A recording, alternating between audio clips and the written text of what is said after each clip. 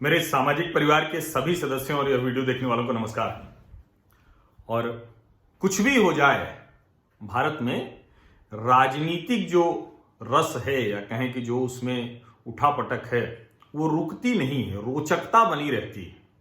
और अभी चूंकि राज्यसभा के चुनाव हो रहे हैं तो 19 जून को होने वाले चुनाव में ये होना था 26 मार्च को, लेकिन ये चाइनीज वायरस आया और राज्यसभा सदस्य का जो कहें कि उनका पूरा समीकरण है राजनीतिक, वो उलट पुलट गया है। अलग अलग जगह हर राज्य में ये मुश्किल हो रही है। और आज मैं बात कर रहा हूं गुजरात की। गुजरात राज्य में भी 4 सीटों पर चुनाव हो रहे हैं। अभी तक इन 4 सीटों में से 3 भाजपा का राज्यसभा सांसद और 1 कांग्रेस का। लेकिन अब जो वहां की स्थितियां थी जब 26 मार्च को चुनाव होना था तो वो यही लग रहा था कि शायद 2-2 पर चला जाएगा। लेकिन अब हुआ क्या है कि वहां भारतीय जनता पार्टी ने भी 3 प्रत्याशी खड़े कर दिए हैं, कांग्रेस ने भी 2 प्रत्याशी खड़े कर दिए हैं।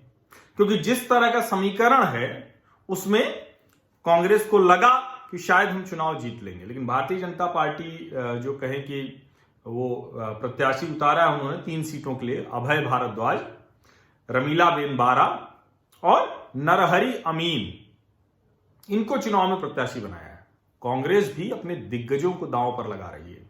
शक्ति सिंह गोहिल और भरत सिंह सोलंकी, इनको चुनाव में उतार दिया है। अब जब ये चुनाव में उतरे तो एक बार को तो लगा, क्योंकि शक्ति सिंह गोहिल और भरत सिंह सोलंकी को अगर कांग्रेस ने उतारा तो एक वो था कि क्या कांग्रेस ने कुछ दांव खेल दिया है क्या।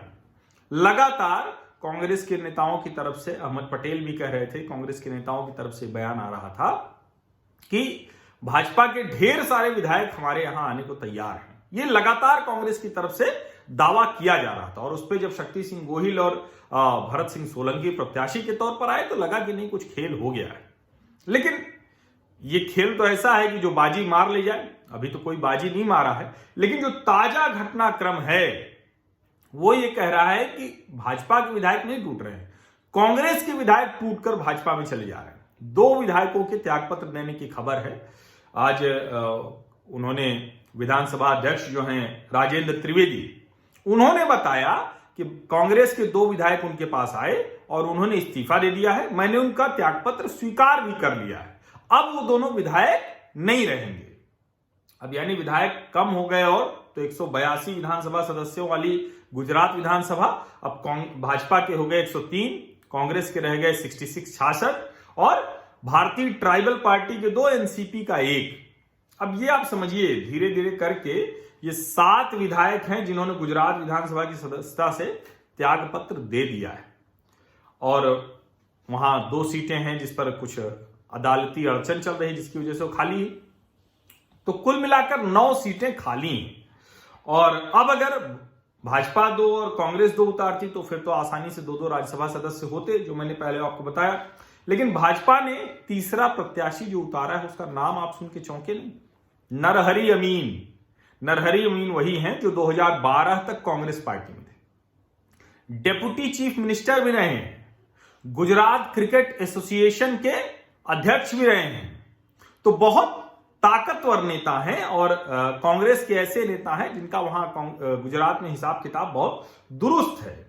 और कमाल की बात यह है कि कांग्रेस जो भाजपा के ऊपर आरोप लगा रही है उसका सबका जवाब नरहरि अमीन दे रहे हैं। और अमीन साहब कह रहे हैं कि अभी तो और कई विधायक आएंगे। जो खबरें हैं, जो गांधीनगर में जो अफवाह चल रही है उसमें यह है कि 2 ये आ गए हैं, 3 और कांग्रेसी विधायक हैं जो इस्तीफा दे सकते हैं। उनके नाम भी वहां चल रहे हैं, उसका कोई मतलब नहीं है। वो जब आएंगे तो आपको पता चल जाएगा, उससे फर्क नहीं पड़ना है। अब अगर ऐसा हो गया तो कांग्रेस का दूसरा प्रत्याशी हारता हुआ दिखता है। अब क्या नरहरि अमीन ये कामयाबी कर पाएंगे? नरहरि अमीन कांग्रेस के खाटी नेता हैं, जनता दल में भी रहे हैं। 74 का जो नवनिर्माण आंदोलन था, जो बाद में जेपी मूवमेंट बन गया देश में, तो शुरुआत तो नवनिर्माण आंदोलन से हुई, तो उस नवनिर्माण आंदोलन के निकले हुए नेता हैं। तो 74 के नवनिर्माण आंदोलन के निकले नेता नरहरि अमीन की जो भी संपत्ति हो 75 करोड़ की है, बड़े संपन्न नेताओं में।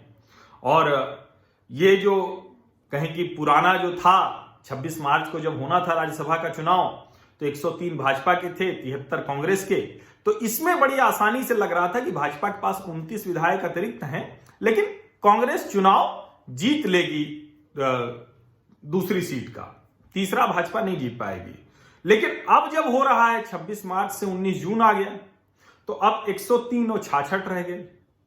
फिर अभी जो अतिरिक्त मत हैं, उसके अलावा नरहरी अमीन की कितनी ताकत होगी, कितना वो अपनी पुरानी पार्टी कांग्रेस में से विधायक तोड़ पाएंगे या ना भी तोड़ पाए, त्यागपत्र ना भी दिलाएं तो द्वितीय वरीयता के वो मत दिलवा पाएंगे क्या? ये सब बड़े सवाल हैं। और फिलहाल तो अभी जो आज 2 विधायकों की खबरें आई हैं, इससे बहुत साफ लग रहा है कि जो राजनीति का खेल है ये होना नहीं चाहिए, इसका कोई भी समर्थक नहीं हो सकता है, लेकिन ये होता रहा है। राज्यसभा चुनाव में लगातार ये होता रहा है। तो इस शातिर खेल में कांग्रेस का जो ये प्रिय खेल था, उसमें भारतीय जनता पार्टी उसको पटकनी देती हुई दिख रही है। ये गुजरात के जो 4 राज्यसभा सीटों के लिए चुनाव होने जा रहे हैं। तो अभी नजर हम लोग बना के रखते हैं और देखते हैं कि नरहरी अमीन साहब जो 74 के नवनिर्माण आंदोलन वाले नेता हैं, जिनको 2012 में कांग्रेस ने टिकट नहीं दिया क्योंकि वो हार जा रहे थे, तो इसलिए टिकट नहीं दिया, वो आ गए भाजपा में और अब वो एक तुरुप का पत्ता साबित हो रहे हैं इस राज्यसभा चुनाव में। तो भारत में राजनीतिक रोचकता बनी रहती है और उसको उसी रोचकता के साथ मैं आपको पहुंचाता रहूंगा, आप तक आपको बात बताता रहूंगा। आपने अभी तक मेरा YouTube चैनल सब्सक्राइब नहीं किया है तो सब्सक्राइब कर लीजिए, नोटिफिकेशन वाली घंटी भी दबा दीजिए। बहुत बहुत धन्यवाद।